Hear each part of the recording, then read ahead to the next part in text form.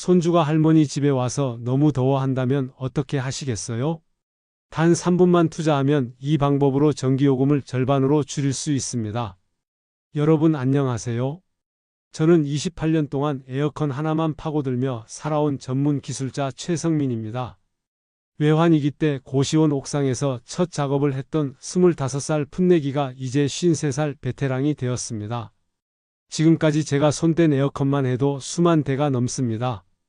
삼성동 고급 오피스텔부터 시골 할머니 방까지 안 가본 곳이 없습니다.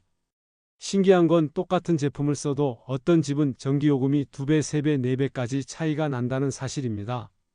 저는 그 비밀을 하나씩 파헤쳐 왔습니다. 오늘은 여러분께 그 모든 노하우를 공개하겠습니다.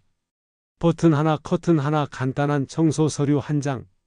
이 4가지로 올여름 전기요금 폭탄을 피할 수 있습니다. 가장 먼저 알려드릴 건 외출할 때 에어컨을 어떻게 해야 하는지입니다. 잠깐 나갔다 올 때도 습관적으로 끄시는 분들이 많은데요.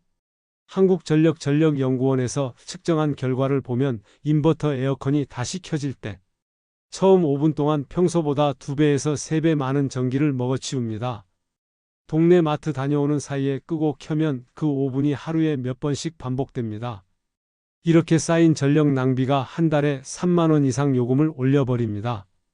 현장에서 이런 사례를 정말 많이 봤습니다. 하지만 직장에 가는 것처럼 5시간 넘게 집을 비울 때는 반드시 꺼야 합니다. 기준은 간단합니다. 90분 안에 돌아온다면 그냥 켜두세요. 그보다 오래 나간다면 끄고 가세요. 이것만 지켜도 매월 전기요금이 크게 달라집니다. 혹시 에어컨을 켜도 끈적끈적한 느낌 때문에 괴로우신 적 있나요? 바로 습도 때문입니다. 두 번째 비법은 냉방과 제습을 똑똑하게 활용하는 겁니다. 대부분 제습 모드가 바람이 약하니까 전기를 덜 쓸 거라고 착각하시는데요. 실제로는 실외기 돌아가는 속도가 냉방과 거의 비슷합니다. 제습의 진짜 장점은 온도는 그대로 두고 습기만 2배 이상 효과적으로 제거한다는 점입니다. 집에 들어왔을 때 먼저 냉방으로 1시간 정도 돌려서 온도를 확 낮춰주세요. 그 다음에 제습으로 바꿔서 끈적함을 없애면 됩니다. 한국기계연구원 실험 결과 이 방법이 가장 시원하고 쾌적했습니다. 처음부터 제습만 쓰면 온도는 안 내려가고 전기만 허공에 날립니다.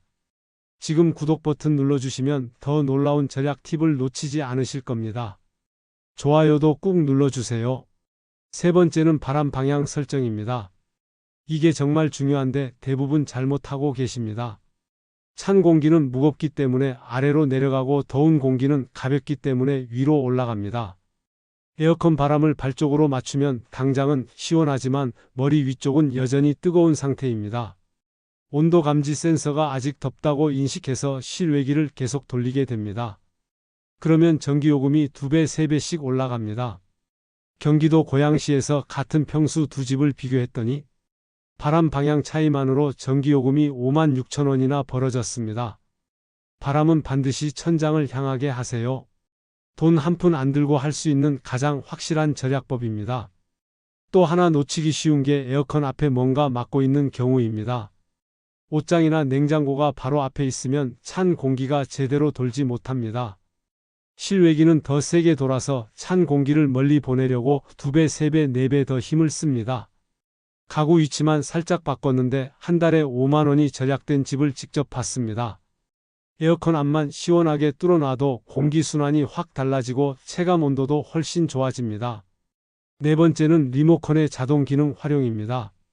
오토나 AI 버튼이 있다면 꼭 눌러주세요. 이 기능이 온도가 맞춰지면 실외기 속도를 자동으로 조절해서 전력 소모를 줄여줍니다.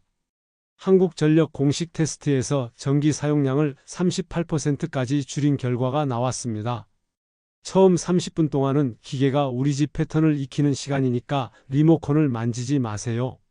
30분 후에 온도를 살짝 조절하면 시원함과 절약 2마리 토끼를 잡을 수 있습니다. 2015년 전 오래된 모델은 간단한 자동 기능만 있을 수도 있는데 그래도 직접 조작하는 것보다 훨씬 효율적입니다.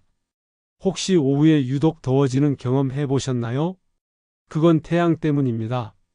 다섯 번째 비법은 오후 2시부터 5시까지 남쪽 창문에 열차당 커튼을 내리는 겁니다. 태양 복사열이 방 온도를 섭씨 3도 이상 올려버립니다. 암막 커튼이나 은색 블라인드 선팅 필름 같은 걸로 햇빛을 차단하세요. 검정 커튼은 열을 흡수해서 오히려 더 덥게 만들 수 있으니 피하는 게 좋습니다. 창문으로 들어오는 열만 막아도 실외기 돌아가는 시간이 절반 가까이 줄어듭니다. 전기요금도 반값으로 떨어집니다. 곧 더 중요한 정보가 나옵니다. 알림 설정 꼭 해두세요. 6번째는 필터 관리입니다. 2주마다 한 번씩은 꼭 청소해야 합니다. 먼지가 쌓인 필터는 에어컨이 제대로 숨을 못 쉬게 만듭니다. 그러면 회전수가 2배, 3배, 4배로 올라갑니다. 앞쪽 덮개를 열고 필터를 빼서 미지근한 물로 부드럽게 씻어주세요. 세제를 너무 많이 쓰면 코팅이 망가질 수 있으니 조심하세요. 그늘에서 완전히 말린 다음 다시 끼우면 됩니다.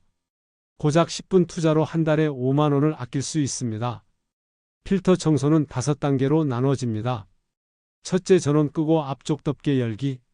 둘째, 필터 조심스럽게 빼내기. 셋째, 미지근한 물로 먼지 씻어내기. 넷째, 깨끗한 물로 완전히 헹구기.